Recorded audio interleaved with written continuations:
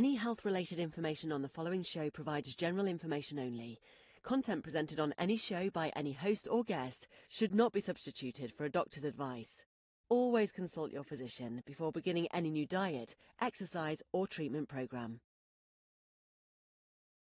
Welcome to Accelerated Health with Sara Banta. I'm a busy wife, mom of 3, and an NANP certified supplement professional, but that's not all. I'm also the founder of the multi-award-winning Accelerated Health Products, a brand offering innovative natural scalar enhanced supplements to optimize your health. And this podcast is not just a source of information, it's a community. We're all here to learn and grow on our health journeys, regardless of where you are today. And this podcast is the springboard to learning. The free group coaching on Telegram is where we continue learning together. You can ask your questions. I post tips and tools to deepen your health every single day. So here's what you can expect. New episodes every Monday and Wednesday with in-depth health discussions and expert guests. Hot topics that are in the news every Friday to keep things fun. And then, of course, followed up with the free group coaching on Telegram. The details can be found on my website, SaraBantaHealth.com. Have you thought about detoxing, but you're worried about if it's too much for you or those flu symptoms, or are you going to starve? Well, I've created over 10 unique, easy detox cleanse programs. You eat real food to help you reset your body while feeling great. There are no detox symptoms. You can start with the colon cleanse to get you pooping. You can do the parasite or candida cleanse, which more and more people are needing now, or the liver flush cleanse. You gotta love your liver at least 3 to 4 times a year, or the accelerated diet cleanse, which takes it all together. You reset everything, hormones, energy, thyroid, and you get off those plateaus. And maybe you're not ready for a detox, but you want to start with some supplements, don't know where to start. Just fill out the free form on the website, and I will personally put together a protocol for you. Just by taking a few steps forward with your health, you will change your life, and I'm here to help you every step of the way. I'm really excited today because we're gonna talk about a solution for all of you women out there, especially. This is for men too, but for those women that literally just say, I don't know what you mean, Sara, by lifting heavy weights. I don't know what you're telling me what supplements to have. You're telling me what foods to eat, but there's this part of the puzzle that you're missing. And it's a key part. And so we have Troy Taylor on, and he is the owner, CEO of, am I right, Troy? VP of Performance. Okay, of Tonal. And this is a device that I am laughing because my sister, who's not great at working out, got during COVID, which I'm sure a lot of people out there did. Well, Troy is a titan in the realm of human performance with a career that spans 7 Olympic Games and significant contributions to sports science. At Tonal, he's creating highly effective training programs powered by the largest strength training database in the world. His work involves transforming how we understand and improve human performance through AI. My husband's into AI in a different way, and this is just one more example of how AI is coming into our life. You better embrace it, whether you like it or not. But this is a way that is good. This is a good AI. So, Troy, I'm so excited to be talking to you. And before we get into how Tonal and can help the women I'm talking about, it can help the elite athletes. It can help my children that are rowers at collegiate levels. It can help, the Olympic athletes like you're talking about. It can help bodybuilders. It can help whoever, men, women, young, old. And like I said before we came on, by the end of this, I'm going to somehow convince my husband that I need one. So welcome, Troy. How are you today? I am doing incredibly well. Thank you so much for having me on. Why don't you give people a little backstory to how you came to this? Because you're no lazy person yourself. Yeah. So my career up until Tonal, I spent about 20 years working primarily with Olympic athletes and Olympic medalists. Fortunate to do a graduate degree in exercise physiology in England. That's where the confused accent is. Back in the late 90s, early 2000s, and got to volunteer with the British Olympic swim team back then as a physiologist, so helping them in some of the training science kind of side of stuff.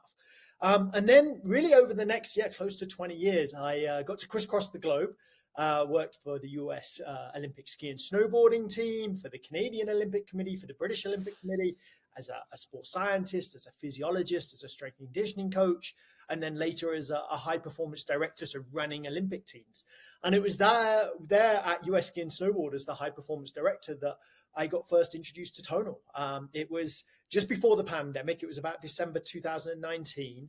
And I had a board member at the US ski team that was also involved with tonal and said, you should try one of these for the Olympic team. And I was, I'll be honest, a little skeptical. Home fitness equipment and Olympic athletes doesn't generally go like super well together. These are some of the best athletes in the world. But he's a board member, so I humored him. I sent a staff member out to LA to try at the showroom right then, and he came back and raved about it. And I was like, oh, I'm shocked. Well, fast forward a couple of months, and we're getting the tonal to be installed in our Olympic Center of Excellence here in Park City, Utah. And it's mid-February, and the delivery is supposed to come next week. And my training center gets shut down for COVID. And we didn't know when we were going to be opening, but athletes need to train. And so I sent it to Michaela Schifrin. She's the winningest, most skier of all time, I think two-time Olympic gold medalist, plus a silver, close to 100 wins across the World Cup. And so sent it to her, and then tried it myself shortly afterwards, and honestly fell in love with the tech. Thought it was an incredible product that combined incredible hardware, incredible software and content, and the opportunity for incredible performance and knowledge from a science perspective. And about a year later, I came on board. Well, your timing couldn't have been better as far as right before the pandemic, when at-home gyms and gym equipment was, sold out everywhere, right? So and my sister was one of those people. And it's small, it's compact. It doesn't take up the room, because I've got some gym equipment in my garage that takes up a lot of room. And, my family members would like to get rid of it because I'm the only one that uses it. Whereas this, what is the space that it takes up? Yeah, so it's basically an entire gym that fits in your space with personal training. And it fits in your space because it mounts to the wall like a TV screen did. Yeah. When it's mounted, and I'm pointing behind me for anyone that's on video because mine's mounted to my wall behind me, but it's about 2 feet wide, 5 inches thick. So it's basically like a big screen TV that's horizontally measured. And so it doesn't look like a squat rack or any big kind of dumbbell set or anything like that. It looks like a touchscreen TV with some arms when they're stowed that are there. So it's not something that you have to store in a garage. If you have a home gym or want to do it in the garage, you're welcome to, and it certainly can survive and thrive in those environments. But Ali, the founder of the product, really wanted it. We know, I think it's James Clear in his book, Atomic Habits, talks about, making it obvious. You want to be walking past this thing lots of times today. So we want it pride of place in your house so you can show it. So, because we know that that's likely to get more working out. If it's, I'm going to store it in a cupboard and pull it out when I need it, or it's going into a garage and it's, I live in Park City, so it's snowing outside, it's minus whatever outside, less likely to use it. So part of the sort of key design principle was make it somewhere where it can fit in your home so you see it a lot. And that will be one of the elements to help you be more consistent.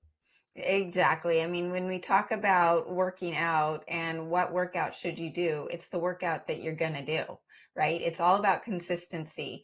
And, we'll get into some of the challenges that block people from actually doing the workouts in a minute.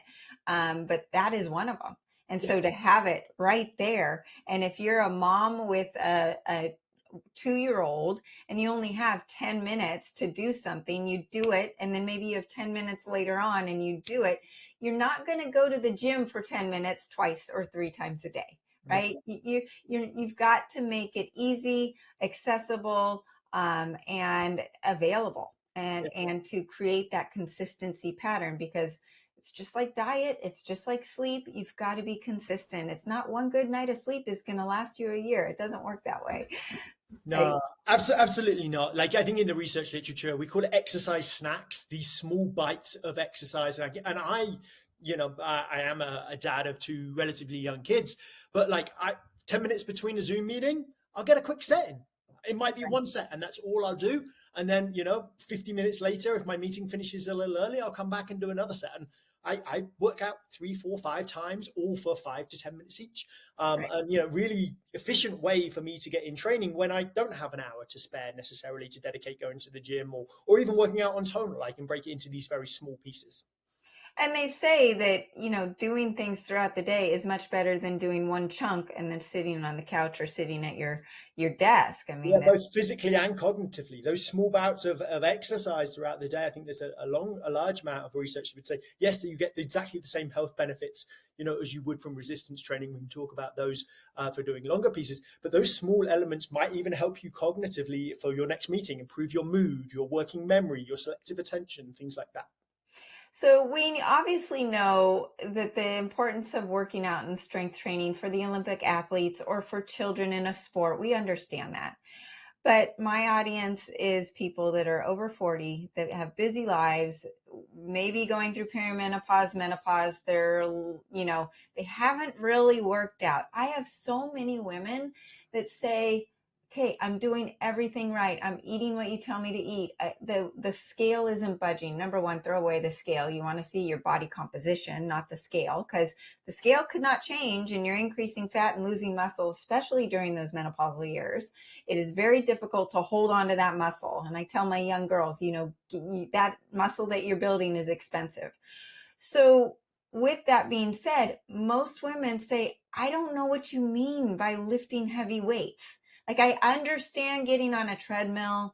I understand going for a run, maybe go play tennis. Not really, because they don't have the time to, but they don't understand what it means to lift heavy weights. They're scared of it. They're scared of going to the gym because they're afraid to look funny. You've got people watching you. You don't know how many reps to do. You don't know what weight to choose. Is it going to be heavy enough, or am I going to get injured? Are my bones brittle? There are all of these things that are confusing. Unless you've grown up in the gym as an athlete, most women don't know where to start. And what I love about the Tonal is that it overcomes some of that. So can you talk first about the importance of strength training and muscle for us women over the age of 40? Yeah, absolutely. And I think this is something where it just takes a long time for research and public policy to translate into actual changes for the general population out in the world. If you think about, go back 50 or 60 years, that's when the cardiovascular aerobic training and the evidence base started. If I kind of do some walking or some treadmill running or go on a bike, these people associations, these live longer than, people that don't do that. And then over time, starting in probably the 80s or so, we start to see this sort of somewhat of an increase, or at least an understanding of the benefits of cardiovascular training to longevity and to health span too, but particularly to increasing the number of years that you were alive. The same research is very much true of resistance training, but probably started 20 or 30 or 40 years later. So it was probably in the late 90s, early 2000s that we started building this body of evidence that, hey, not only does cardiovascular aerobic training help you live longer, but we see these same associations, decreases in type 2 diabetes, in cancer rates, in Alzheimer's, with people that are strength training and resistance training too. And then over the last 20 years, from what we'd call epidemiology research, this idea of tracking, people that do this get better outcomes. That's not causal necessarily, but what we've seen over the last few years is more and more randomized controlled trials. This idea of, hey, if we take a group of people and we strength train them versus a group that don't, we start seeing all these positive benefits of strength training. And I would say, yes, you need to strength train as an Olympic athlete, and that's a non-negotiable for pretty much everything. I would say it's the same level of non-negotiable if you're a 40-year-old or older female that wants to live both a long life, but a high-quality life, because it's muscle mass and we measure muscle mass in body composition. But that's important because it's good for glucose uptake. It's good for metabolism regulation. We expend more energy. The muscle is beneficial, and there is a relationship between muscle size and muscle strength and power. But what we really care about from a function point of view is muscle strength and power. And by that, I mean, do you have the strength when you're older to get up the stairs? Do you have the strength to lift the shopping out of your car and take it to the fridge? Do you have the strength to take your travel-on suitcase and put it in the overhead bag, which actually is a power exercise because you need to do it relatively quickly? So when I say power, we're not talking about Olympic clean and snatch weightlifting or anything like that, clean and jerking. We're talking about these everyday activities that don't seem like power until we can't do them very quickly. And power is force, and speed, our ability to apply force quickly. And so these are the activities of daily life that are super important. And so the muscle mass and maintaining muscle mass is certainly important. And it's important for glucose metabolism. It's important for regulation of a whole bunch of stuff. But the function of muscle, that strength, that power, that's what's allowing you to continue to play tennis into your 50s, 60s, 70s, 80s and beyond. It's what's giving you that golf, driving range. You want to be able to hit the ball 150, 200, 250 yards, power. It's these strength exercises that are super important. And there's a ton of research. It just takes some time to get into practice. And then there's all these barriers that you spoke about, and we can continue of why that hasn't happened, particularly in the female population. And additionally, with females, we obviously have menopause and osteoporosis, right? And we have the decrease in bone mineral density and associations there.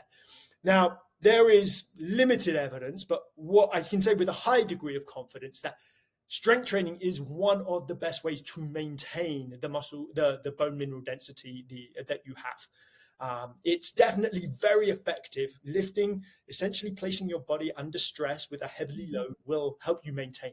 There's some evidence, particularly out of Australia, that it may even increase your bone mineral density. This was not thought to be that possible until relatively recently. We thought we max out our bone mineral densities in our 20s, and then it's just how quickly does it decline? Does it decline slowly or does it decline quickly? But I think there are limited research out of Australia in perimenopausal women, postmenopausal women that are actually showing increases in bone mineral density in their post-menopause 50s, 60s and beyond by lifting heavy. So yeah, tons of research around how beneficial it is, both for disease prevention, but also just quality of life. Health span is the term that's used a lot. I did a podcast on a study that connected frailty with a lack of muscle with predicting dementia. Yep. And there you go, right? Exactly what you're saying. So it's not just the quality of life. It's not just the vanity. It is your brain. It is the progression of cognitive decline. It affects your brain and your body and your mood in so many ways. And exercise is the only way to increase BDNF, which is connected to alleviating depression, away from drugs, away from supplements, all of that. I mean, it's free. So why not? And I know Stu Phillips out of McMaster, a very prominent researcher in this space, and I think he's quoting someone else, but I can't remember who that is. But like, if resistance training, if exercise in general, but resistance training specifically was a drug, it would be the most successful selling drug of all time. The benefits for physical and mental are undeniable. Right.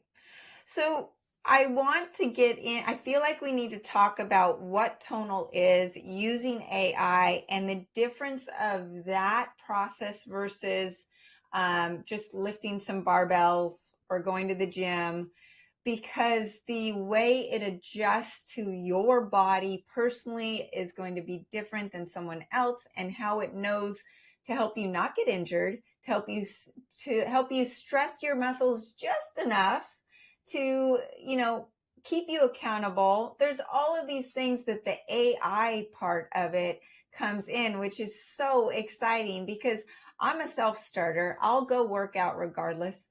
But there are days where I'm like, I don't know, should I do another one? Am I at failure yet? I don't know. And there's days where I'm much better at it. But when you've got accountability, when you've got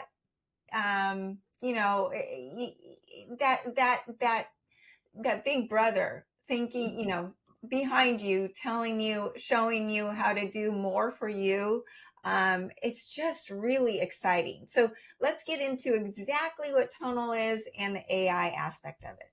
Yeah, so let's take that the fitness journey, and for someone that's maybe starting out in terms of that, like, and particularly, let's say it's a 40-year-old or older female that hasn't resistance trained before, right? Number one, I've got to find the time to start exercising, and finding time to get to the gym. Like, hey, I'm 100%. Any exercise that you do is good exercise. Cardio, resistance training at the gym, on tonal. I just want you exercising. That's number one kind of thing. But finding time and big windows of time is often challenging. Certainly for that population, certainly maybe if you're slightly younger with young kids too. But you don't free up time. Even when you find that job gets busier, actually teenagers require more driving and all these other things. So, but number one, you have to find the time. But working out in your home can be a way of time saving just because you don't have to leave, number one. Number two, there's no waiting for any equipment. There's no waiting for, this is like, I can only go to the gym at Monday nights at 6:00. Well, good luck just walking around the gym, particularly in something like January. In December, maybe you can, but in January, you're going to be waiting. So there's no waiting. Number three, it's an entire gym in that you can do 250 plus different movements: deadlifting, squatting, pushing, pulling, flies, barbell exercises, rope exercises, handle exercises. So you've got this very vast library of things. So like there's a time element and sort of just ease of use there. Number two, you go there and number one, you don't know what to do, right? If you haven't exercised before and you're not things, I don't know what I should do. I could hire a personal trainer, and that's a good option. I'm not saying that you shouldn't do that. You can hire a personal trainer, but the relatively per hour cost is quite expensive.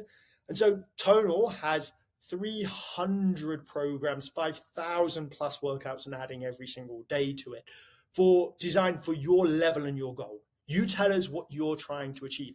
And yeah, it might be lose a bit of weight, build a bit of muscle, but it might be something like, hey, I want to work on my functional strength or my movement quality, or I want to work on this very specific, and we have programs and goals for that.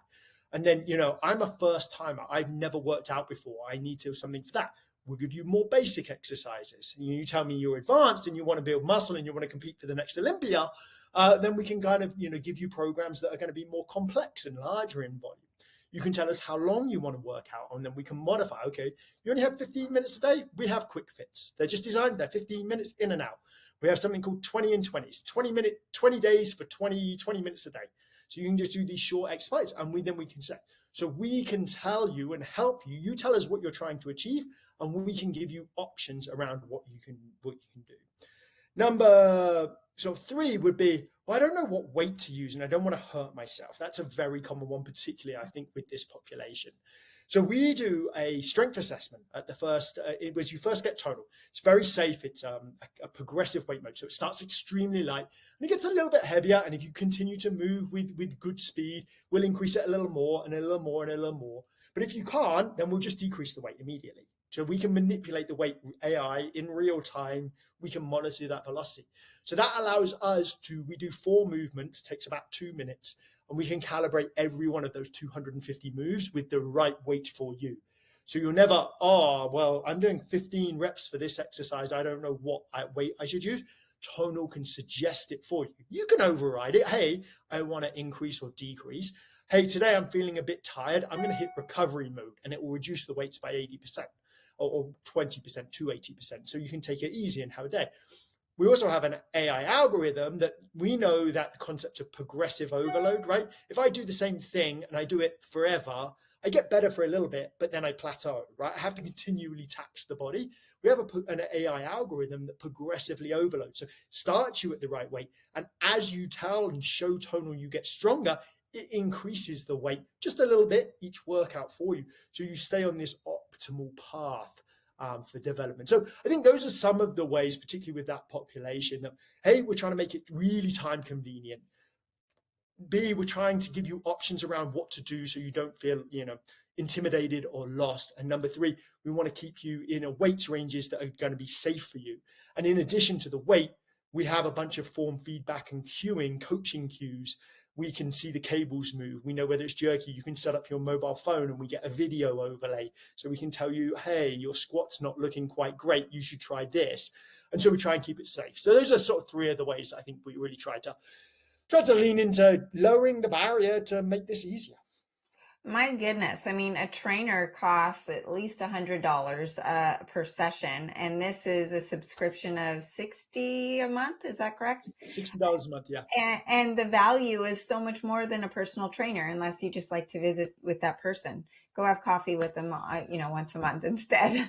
But right, the convenience, just for me, like I do most of my workouts in my house, in my gym, in my garage. But I'll go to a strength yoga class a couple times a week. Today, I was short on time.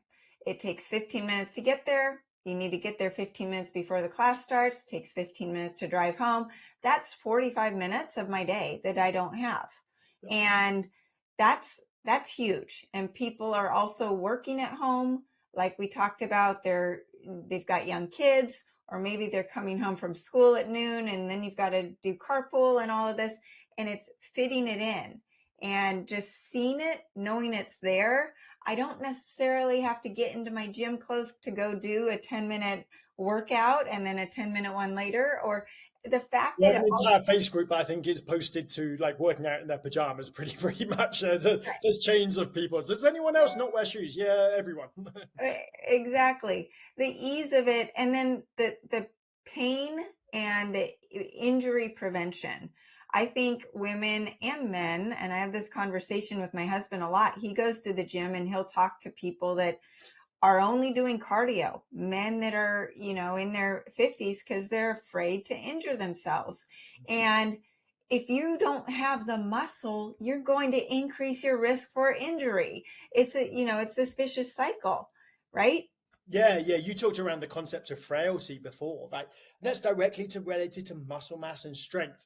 One of the leading causes of death over the age of 65 is falls.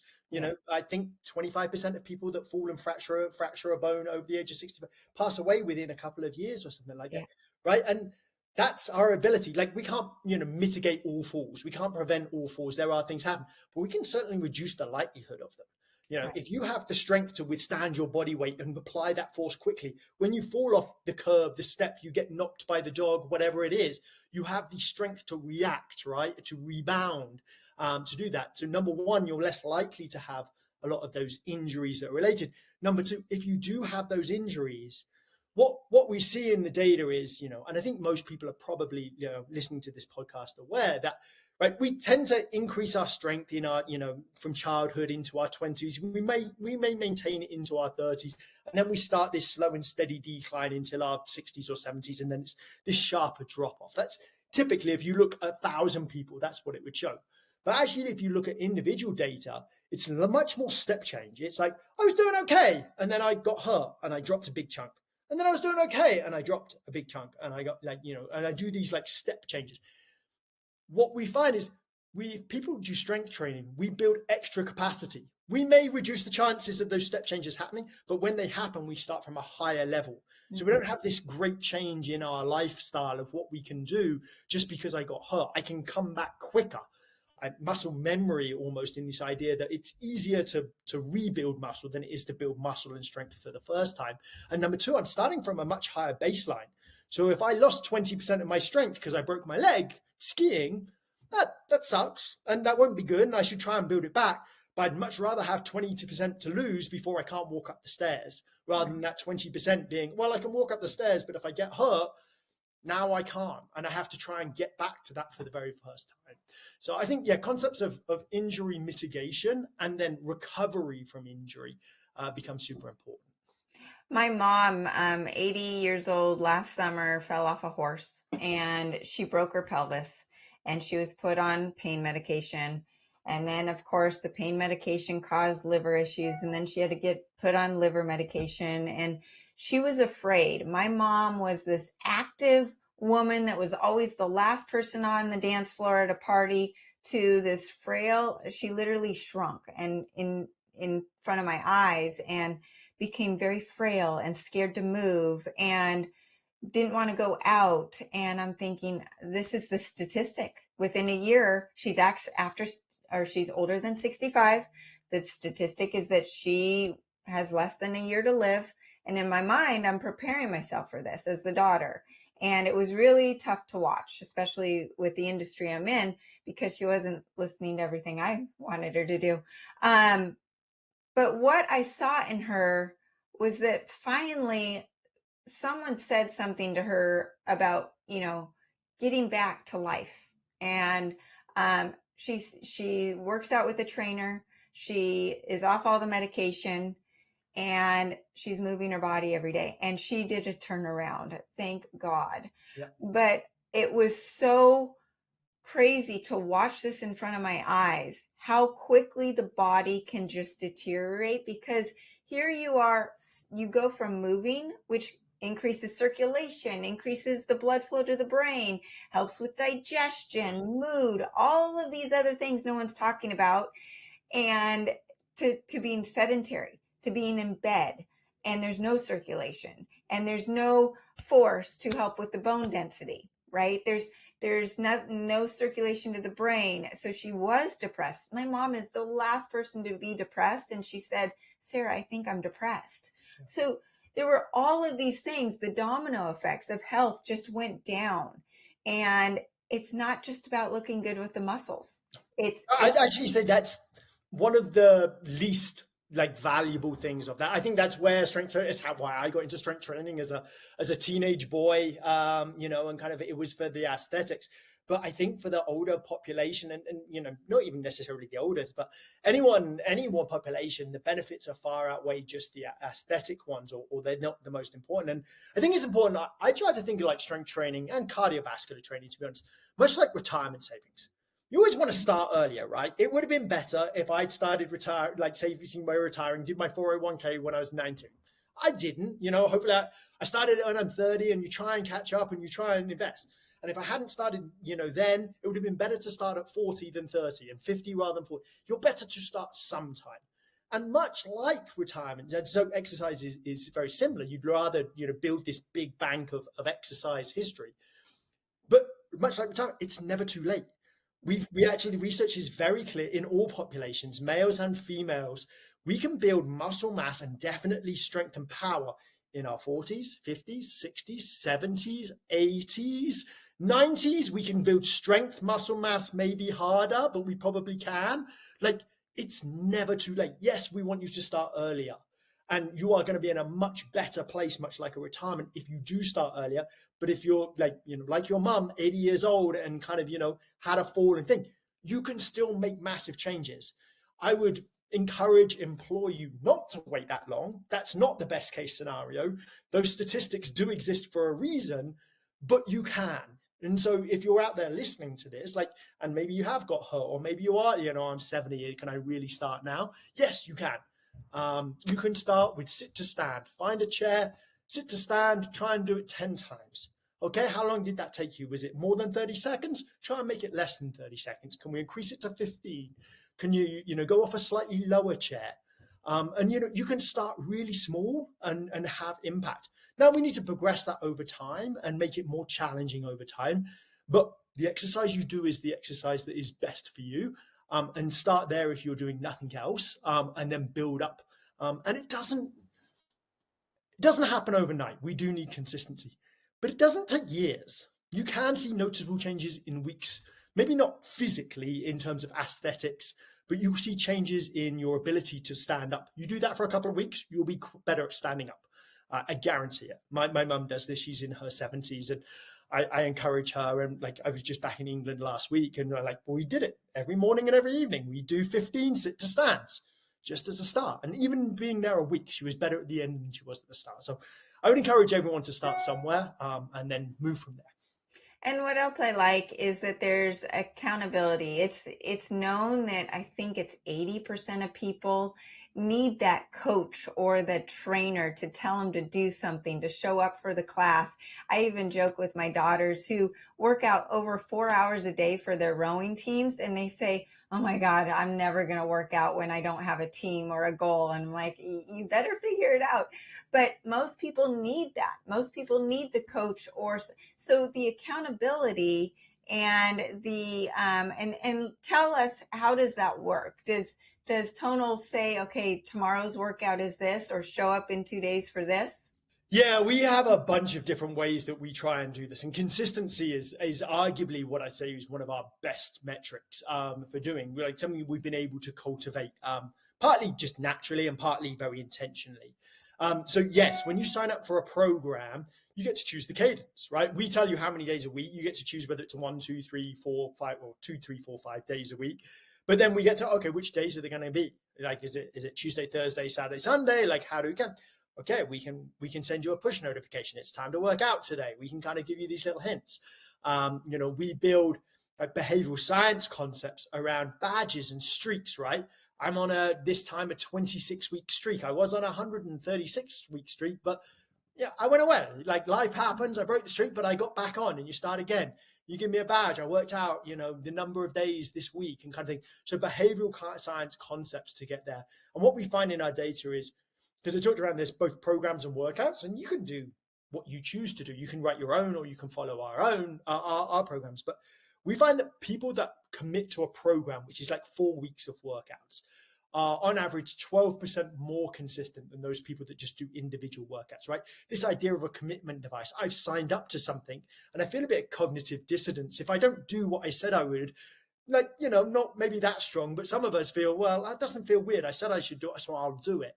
And then we get us to post it on our Facebook community and on our tonal communities. Hey, I'm doing this week. Will someone in the community be my accountability buddy? And then you get this sign of social peer. Oh, I'm doing that program too. Let's kind of do it the same. And we post our workouts and our summaries. You get all kinds of data from Tonal. So you can say, hey, I just hit a new strength PR. I just lifted more weight than I've ever done. Whatever it might be, there's all these little carrots that I can kind of help reinforce my motivation, right? What ultimately we want, and what people like, yourself and me, because we've been exercising for a long time, we have intrinsic motivated. I don't need someone to tell me to exercise. It's kind of a part of who I am. It's actually harder for me not to exercise than it is for someone that doesn't exercise. That's the most alien thing in the world. And I have that many other things. There's many things that many other people are intrinsically motivated to do that I am not intrinsically motivated to do.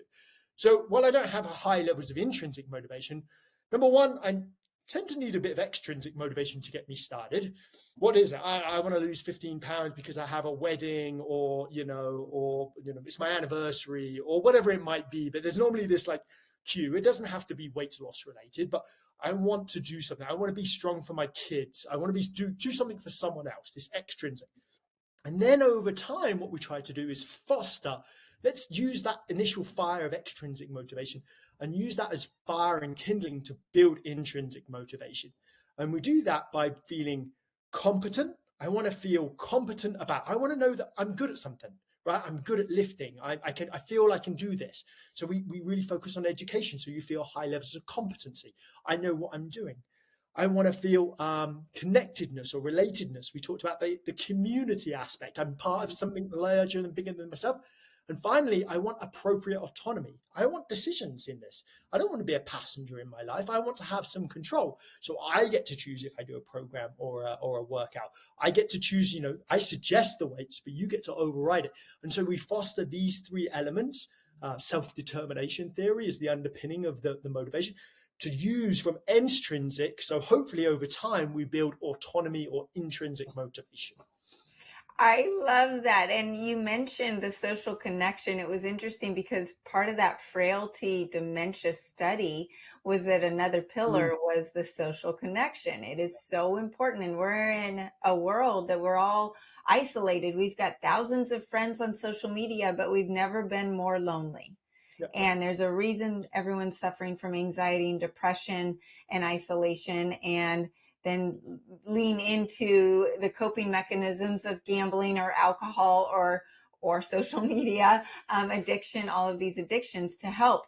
But just move your body and become a part of a group that is health-minded, that is like-minded, right? I just with my group coaching for supplements and diet, and it gives people a place to connect with others that are like-minded. And this is the same thing, just that other piece of the puzzle that is so important for overall health. With all of those cardio junkie people out there, are there cardio options with tonal? We do have, so we do everything from strength training to yoga to Pilates to cardio related Okay. stuff. So you can do cardio related workouts. So yes, you can. And because we're filming this, a little before when it releases, with the new Tonal 2 that just come out, we have a dedicated, we call it Aero. It's a combination of cardio and strength training.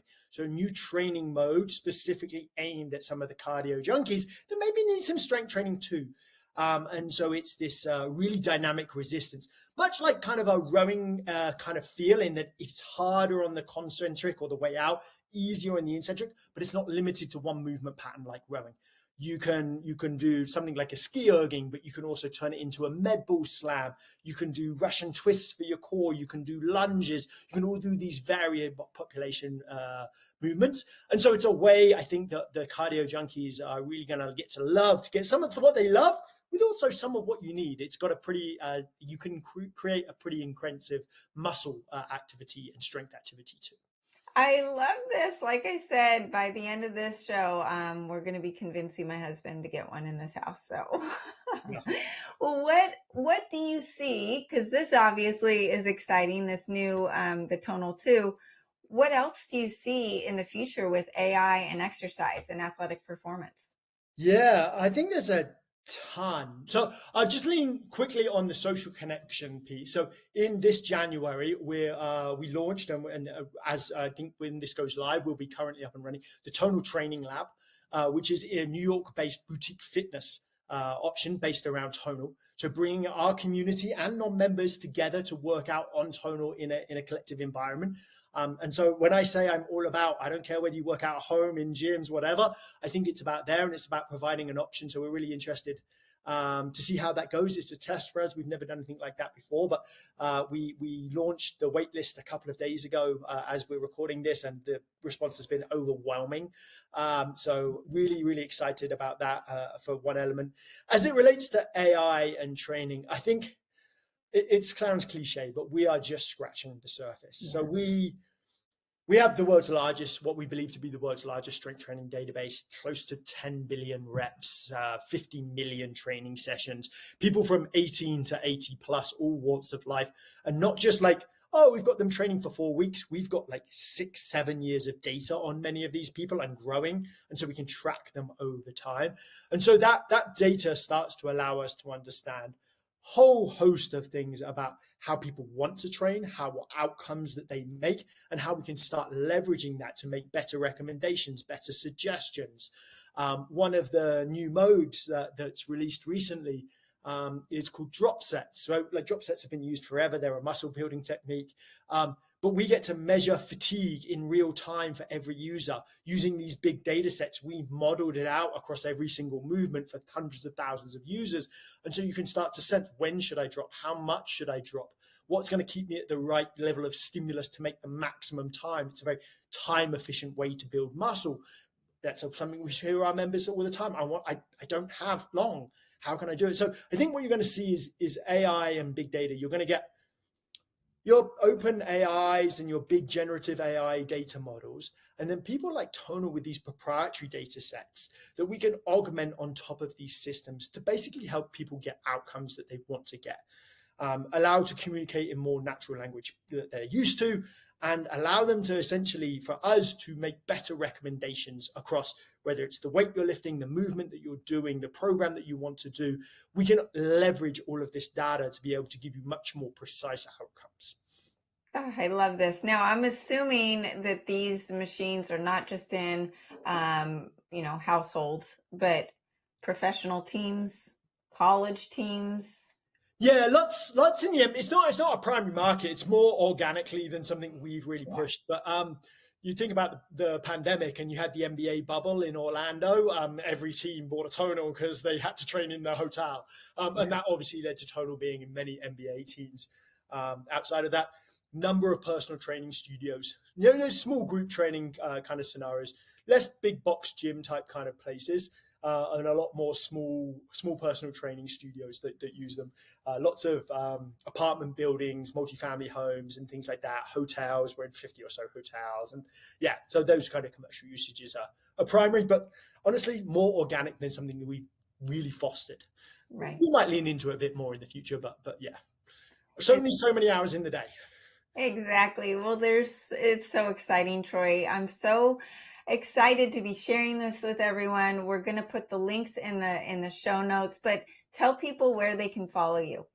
Yeah, so tonal.com is the Tonal website. I'm on Instagram where I show a bunch of tonal training, which is Strength Science Troy. I started Instagram only a couple of years ago. I was a decade late, but purely to show tonal training and some of the science behind it. And then I'm also on LinkedIn, and that Tonal Training Lab is at least till the end of February, tonaltraininglab.com. Wonderful. Well, thank you, Troy. And thank you, everyone else, for joining in. I can tell you I will be looking for getting maybe a tonal for, I don't know, Valentine's Day. What is the reason to get it into my house? But before we go, I just wanted to mention, because when we're talking about frailty, when we're talking about muscle building and the benefits of muscle, you have to be sleeping, you have to be working out and lifting weights, you have to have the right diet. We talk about the fact that the food supply has been hijacked. You got to get rid of the processed foods. You've got to eat that wild animal protein I talk about. But there's two supplements that I want to talk about that you can use with your tonal or with any exercise regimen that is going to enhance your muscle building and enhance your brain. Number one is the acceleradine iodine. Iodine is the number one cause of mitochondrial failure. It also is essential for your thyroid health. It's essential for your brain health. It increases cognition, lifts the depression, increases fat oxidation, but it also positively affects muscle formation, protein absorption, protein synthesis, immunity, and overall brain health. So acceleradine iodine is number one. And then number two is accelerated aminos. Now, I've been taking essential amino acids for years. For women especially, you're supposed to have 1 gram of protein per pound of body weight. And most of you women say, I can't get that in. I just can't do it. Well, amino acids are a great way to do it. Just by taking 1 serving, you're getting the equivalent of 30 grams of protein. But accelerated aminos has HMB, OKG, and some other ingredients that are anti-catabolic. What does that mean? That means when you're lifting your weights on the tonal, you're not breaking down muscle. You're actually building on what you built on yesterday. And when we are going through those menopausal changes, it is so easy to lose that muscle. And this is just one more way to keep that muscle on, but actually build it. That anti-catabolic way of doing it. It prevents the muscle breakdown. And there are ingredients in there that actually improve gut health, which is actually going to improve the absorption of the essential amino acids you're taking beyond what they would already do.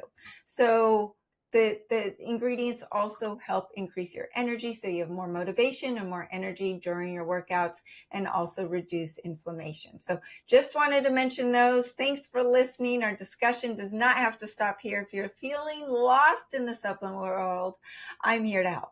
I know it can be confusing. Start by getting your free supplement protocol. Just head to SaraBantaHealth.com, complete the form, and I will personally put together a protocol for you. Follow me on social media at Accelerated Health Products and join the free group coaching on Telegram. There is no downside.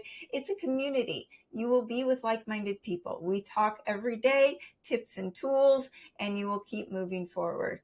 And share this podcast. Share this podcast with those friends that are home, they're alone, they're isolated, they need to get off the couch, or even your young athlete that just needs an extra boost in a way to progress. You can use coupon podcast10 to get 10% off your first order at SaraBantaHealth.com. Remember, I'm live every Monday, Wednesday, and Friday, so join me next time for more ways to unlock your health potential.